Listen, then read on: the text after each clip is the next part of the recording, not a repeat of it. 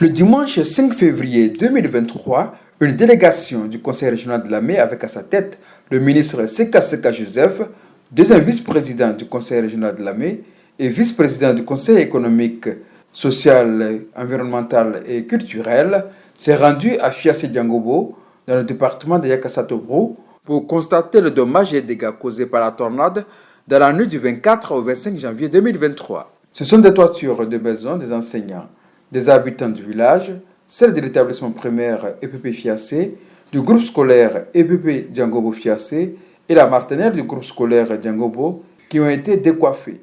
Des livres et des documents des établissements scolaires ont été détruits par cette pluie dévastatrice. Des réactions des victimes au micro de Lamé TV. Un soir, il y a un grand vent violent. En ce temps, je suis avec mon fils ici. On dormait ici.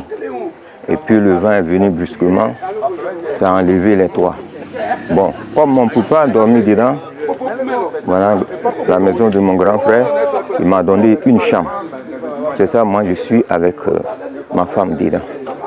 Le jour où il y a eu la première pluie dans notre école, notre toiture a été emportée. Tous les documents des enfants qu'on avait mis là, bon, l'eau a tout emporté, tout était mouillé. En tout cas, c'était vraiment un chaos dans la salle.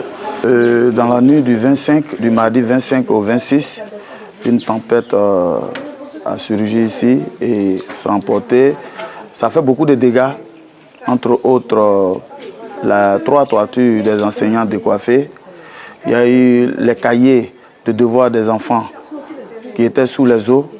Aussi, au niveau du CP1, on a aussi constaté les cahiers, mon cahier quotidien que les enfants utilisent, environ une vingtaine, qui étaient aussi sous les eaux avec la classe de CE1 qui a eu quelques cahiers endommagés.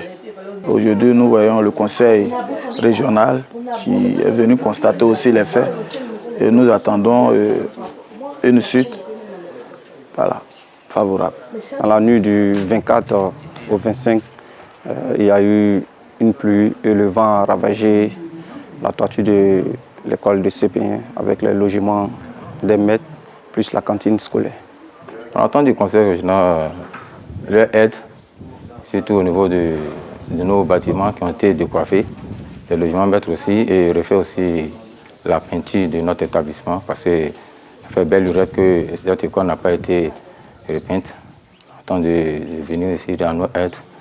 Concernant les bancs, les équipements sportifs pour les élèves aussi, et tout ce qui peut apporter un suivi éducatif à nos élèves.